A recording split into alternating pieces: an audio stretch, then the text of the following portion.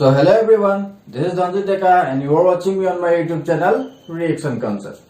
So student আমি already galvanic cell or EMF তার oxidation reduction তার কোনটো cathode কোনটো anode এই galvanic cell মানে কি ঠিক আছে গুটে কনস্ট্রাকশন তার EMF কেনে ধরে ক্যালকুলেট করা হয় গুটে বিলাক বস্তু আমি কি কৰিছো আলোচনা কৰিছো এতিয়া আমি এই ভিডিওটিত কি আলোচনা কৰিম এই গ্যালভানিক সেল এটাৰ যেটো ইলেক্ট্ৰোকেমিক্যাল যেটো ইলেক্ট্ৰোড থাকে এটা ক্যাথড আৰু এটা এনড থাকে হয়নে এই ক্যাথড আৰু এনড হোমৰ বা গুটে সেলটোৰ যেটো ইএমএফ ৰ কথা কলো হেইবিলাক কেনে ধৰণে নিউমাৰিক্যালি কি কৰিব পাৰি ইভালুৱেচন কৰিব পাৰি সেই বস্তুবিলাকৰ বিষয়ে আমি ইয়াতে আলোচনা কৰিম ঠিক আছে আমাৰ হাতত গুটেখিনি যোগাৰ আছে হয় ইএমএফ মানে কি ক্যাথড মানে কি অক্সিডেশন ৰিডাকশন কোড হয় কাৰেন্ট কোন ফালৰ পৰা কোন ফালে যায় ঠিক আছে এই গুটেবিলাক বস্তু আমি জানো গ্যালভানিক সেলৰ কথা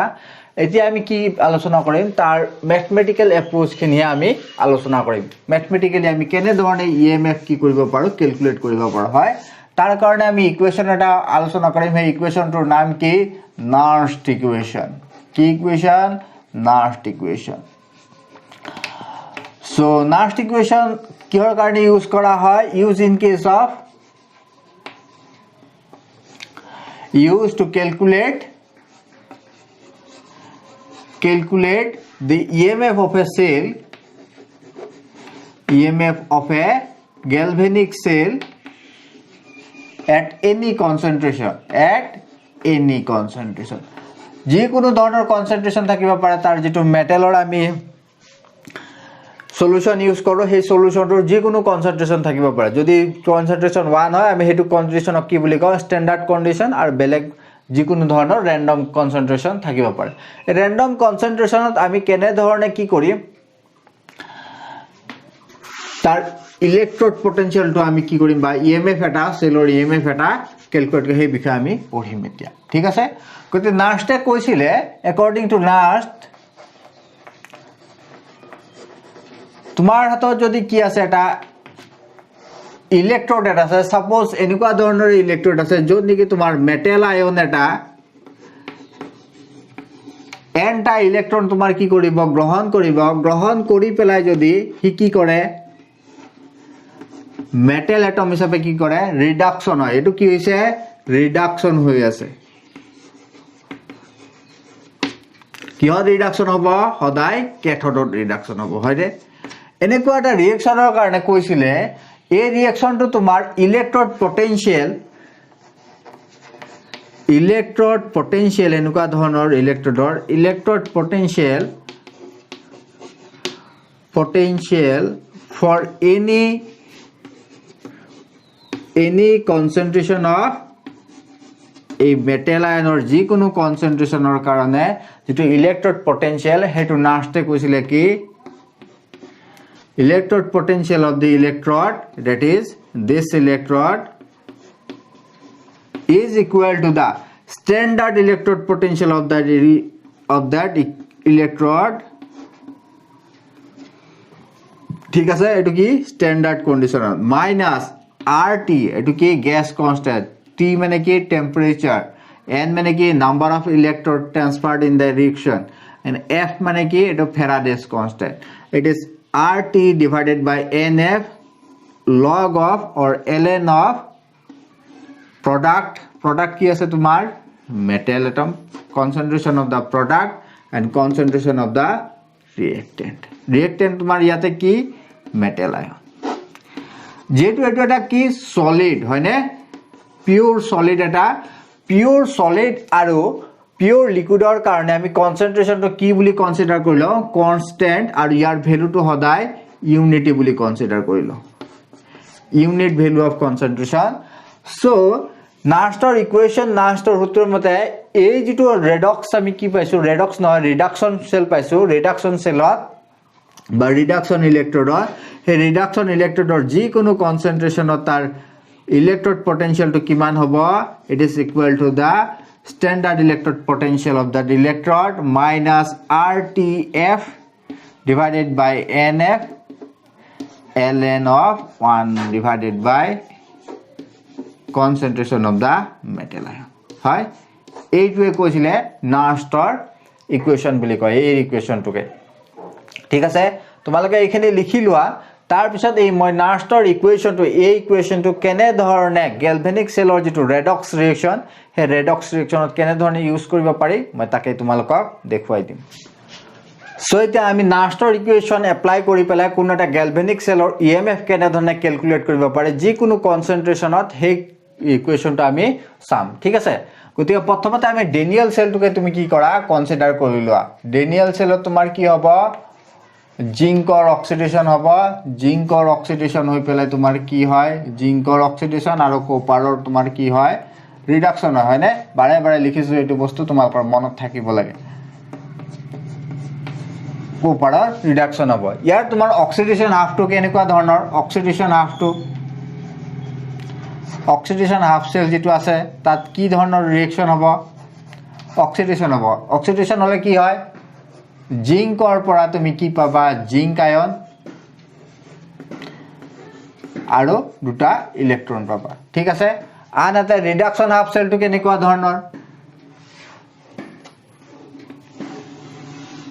ৰিডাকশন হাফ সেলটো তুমি লিখি লোৱা ৰিডাকশন হাফ সেল তাত তোমাৰ কি হ'ব কপাৰ 2 প্লাস এই দুটা এৰি দিয়া ইলেক্ট্ৰন কেটা এইকেটা ইলেক্ট্ৰন কি কৰিব গ্ৰহণ কৰি পেলাই ৰিডিউস হৈ যাব কপাৰ 0 লৈকে কি হ'ব ৰিডিউস হ'ব হয়নে গতিকে এই দুটা কি পালো আমি দুটা কি পালো হাফ সেল ৰিএকচন পাৰো এই হাফ সেল ৰিএকচনটোৰ কাৰণে যি কোনো কনসেন্ট্ৰেচনত আমি কি কৰিব পাৰো নাৰ্ষ্টৰ ইকুৱেশ্যনটো ইউজ কৰিব পাৰো নাৰ্ষ্টৰ ইকুৱেশ্যন ইউজ কৰিলে এই যেটো সেল যেটো ইলেক্ট্ৰড আছে এই ইলেক্ট্ৰডটোৰ কাৰণে তোমাৰ ই নটৰ ভ্যালু কি হ'ব সৰি যি কোনো কনসেন্ট্ৰেচনৰ কাৰণে এই ইলেক্ট্ৰডটোৰ জিংকৰ পৰা জিংক 2 প্লাস এই ইলেক্ট্ৰডটোৰ ইলেক্ট্ৰড পটেনশিয়াল কিমান হ'ব এই ইলেক্ট্ৰডটোৰ electrode potential at standard condition হয়নে মাইনাস RT NF ইয়াতে কিমানটা ইলেক্ট্ৰন ট্ৰান্সফাৰ হৈছে দুটা electron ln of zinc ion divided by এটো জিংক হয় না জিংক মেটাল ইয়াৰ কনসেন্ট্ৰেচনটো সদায় ইউনিট হ'ব গতিকে তলত আৰু আমি লিখা নাই গতিকে এই ক্ষেত্ৰটো আমি তেনে ধৰণে লিখিব পাৰো electrode potential of copper 2 plus two copper metal it will be equal to the standard electrode potential of copper 2 plus to copper is equal to RT minus RT divided by twice of F ln divided by 1 by copper 2 plus or concentration হয় এটো আমি কি পালো reduction potential এটো কি পালো oxidation potential হয় এটো কি আমি পালো oxidation potential whereas the other one it is called reduction potential এতিয়া এই গুটে সেলটো এই দুইটা হাফ লগ লাগি পেলাই হয় হয়নে গতিয়া গুটে সেলটোৰ ইএমএফ কি হ'ব ইএমএফ অফ দি সেল হেতু কি হ'ব তোমাৰ oxidation potential of the cell plus reduction potential of the cell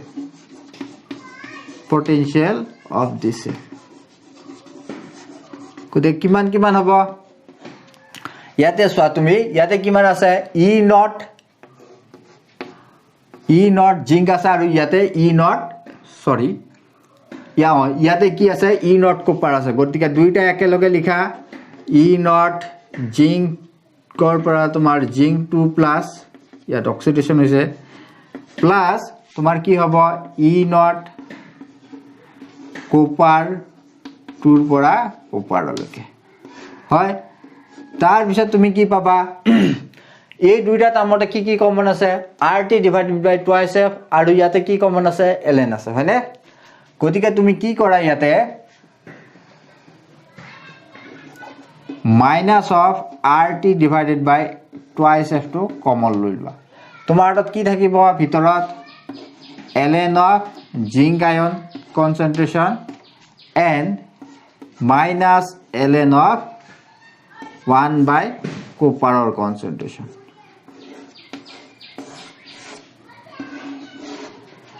হৈছে এখিনিলৈকে জাস্ট ম্যাথমেটিক্যাল ক্যালকুলেশন আমি এই দুটা ইকুয়েশন কি কৰিছো এড কৰি দিছো এতিয়া এইখিনি মানে কি হ'ব সোৱা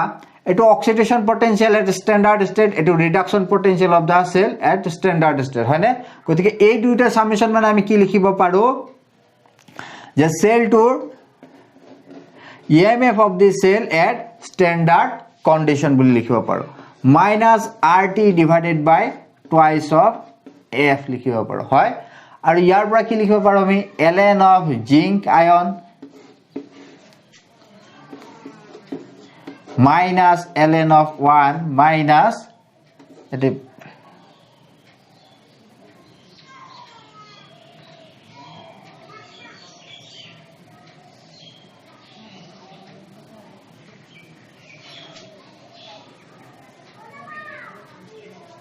সরি আমি ইয়াতে এটা মাইনাস এটা কমন লৈছিলো হয়নে গতিকে ইয়াতে এটা প্লাস এটা আহিব হেতু কাৰণে ইয়াতে প্লাস আৰু ইয়াতে তোমাৰ কি থাকিব মাইনাস থাকিব so it will be ln of copper 2 plus concentration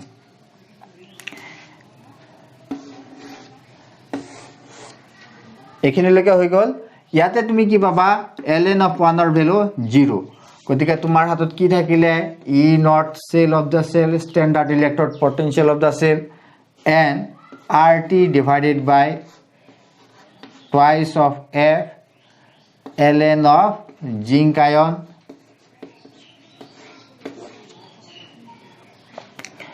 minus ln of copper ion concentration এইবিলাক সব concentration টা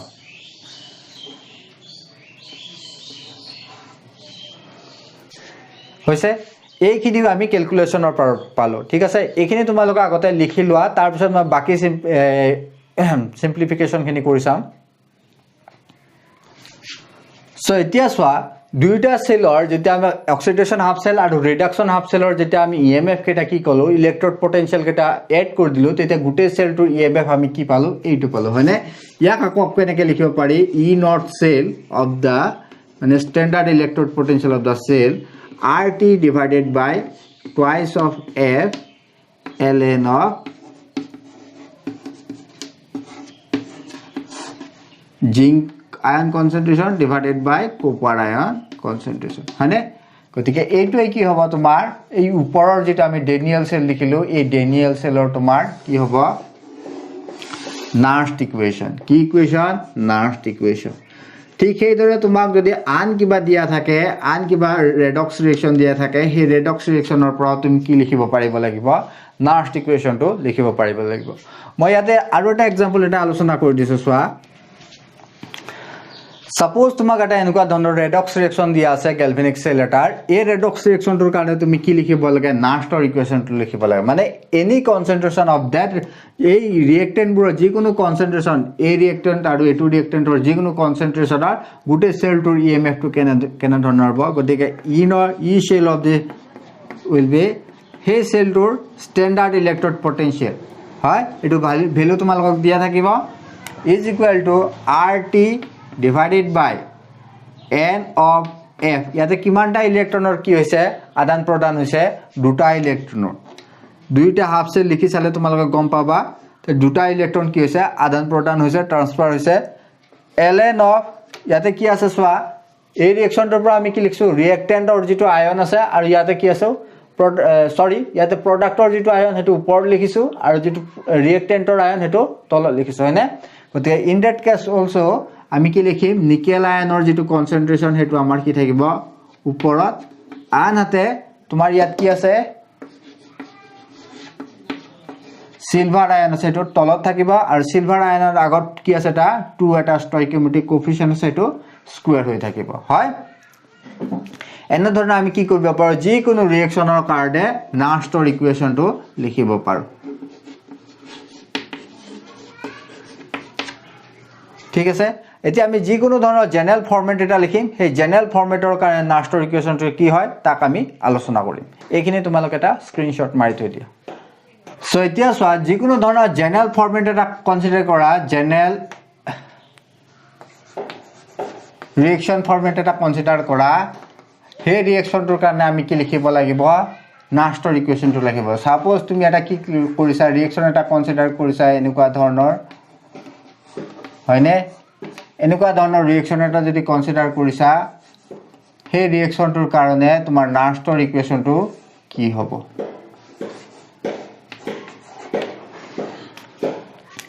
গতিকে নাষ্টৰ ইকুৱেশ্যনটো তুমি কেনে ধৰণে লিখিবা সবে লিখিব ট্ৰাই কৰা এটো নিজে নিজে E cell is equal to E naught cell E cell to standard electrode potential RT divided by NF মানে কি ইয়াতে n টা ইলেক্ট্ৰন ট্ৰান্সফাৰ হৈছে হয়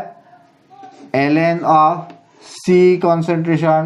D concentration to the power small c small d divided by air concentration to the power A আৰু B concentration to the power B হয় এই টাৰ্মটো কি বুলি কয় ৰিএকচন কোএফিচিয়েন্ট বুলি কয় কি বুলি কয় ইয়া ৰিএকচন কোএফিচিয়েন্ট বুলি কয় এইবিলাক বস্তু তোমালোকে কিহত পাইছা কেমিক্যাল ইকুইলিব্ৰিয়ামত পাইছা হয় এনেকুৱা ধৰণৰ যদি ইকুইলিব্ৰিয়াম এটা থাকে ৰিএকচন এটা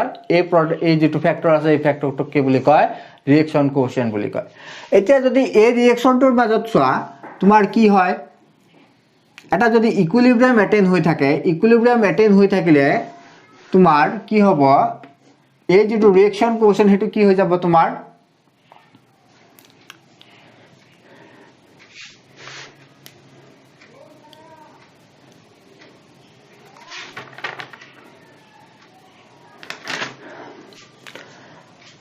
সো এতিয়া সোয়া এই ৰিএকচনটো যদি তোমাৰ কি থাকে ইহতৰ মাজত এটা ইকুইলিব্ৰিয়াম কন্ডিশনত যদি থাকে so at ইকুইলিব্ৰিয়াম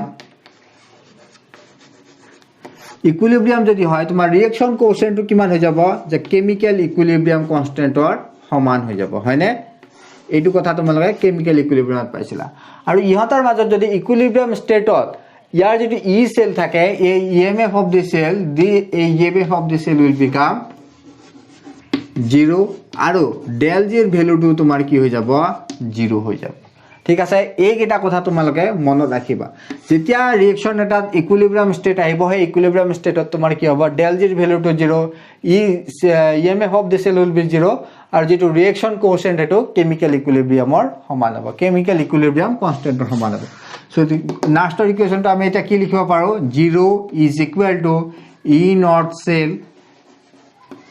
is equal to RT divided by NF ln of KC ঠিক আছে গতিকে ইয়াৰ পৰা আমি কি লিখিব পাৰিম যে E naught cell to standard electrode potential is equal to RT divided by NF ln of KC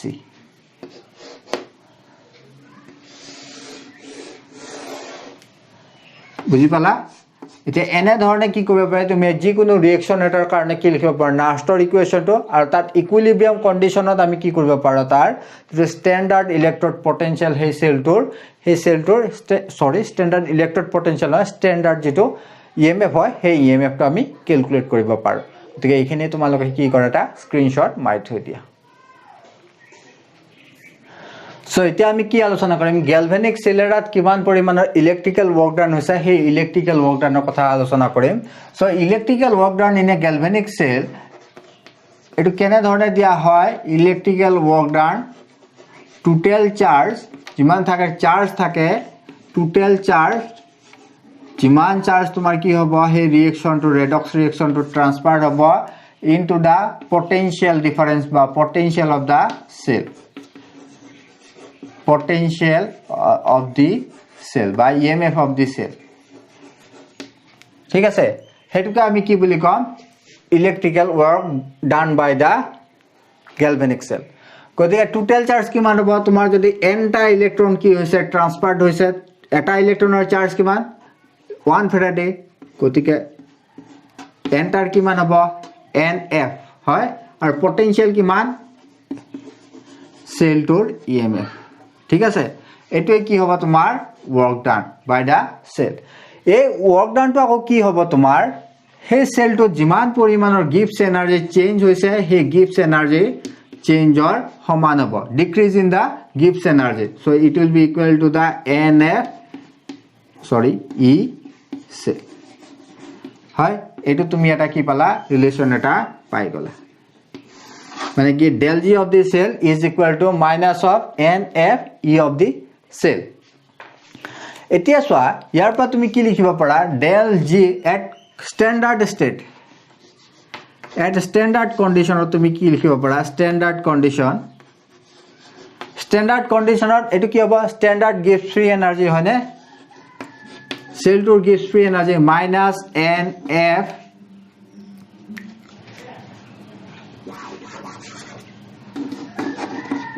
E naught of the cell হয়নে standard state of এটো কি হ'ব standard electrode potential of the cell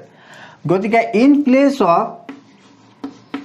standard electrode potential তুমি কি লিখিব পাৰা RT divided by NF ln of what standard condition of KC লিখিব পাৰা হয় গতিকে RT কাটাকাটি যাব গতিকে তোমাৰ NF কাটাকাটি যাব তোমাৰ হাতত কি থাকিব RT minus of RT ln of KC so del G naught of a cell is equal to this much ঠিক আছে এই কেটা ৰিলেশন তুমি কি কৰিবা মনত ৰাখিব লাগিব কিয়াৰ পৰা ডিটাৰমাইন কৰিছো ইলেক্ট্ৰিক্যাল ওয়াৰ্ক ডানৰ পৰা আমি কি কৰিছো গ্যালভানিক সেলৰ ইলেক্ট্ৰিক্যাল ওয়াৰ্ক ডানৰ পৰা এইকেটা ইকুৱেচন আমি ডিটাৰমাইন কৰিছো ঠিক আছে গতিকে এইখিনি আছিল আমাৰ গ্যালভানিক সেলৰ নাস্টাৰ ইকুৱেচন তাৰপিছত তাৰ ইলেক্ট্ৰিক্যাল ওয়াৰ্ক ডানটো আমি কি কৰিলো ক্যালকুলেট কৰিলো ঠিক আছে আই হোপ তোমালোকে গুটেখিনি বস্তুখিনি বুজি পাইছা যদি বুজি পোৱা নাই তেনহলে কমেন্ট বক্সত গৈ পেলাই কি কৰিব লাগিব এটা কমেন্ট এটা দিবা মই তাতে তোমালোকৰ ৰিপ্লাই দিম ঠিক আছে আজিলৈকে এৰিছো যদি ভিডিওটো ভাল পালা তেনহলে কি কৰিবা লাইক কৰি দিবা শেয়াৰ কৰি দিবা বন্ধুবৰ্গৰ লগত সাবস্ক্ৰাইব কৰি দিবা চেনেলটো আৰু চেনেলটো কি কৰিবা যেটো নোটিফিকেশন বেল আছে এটো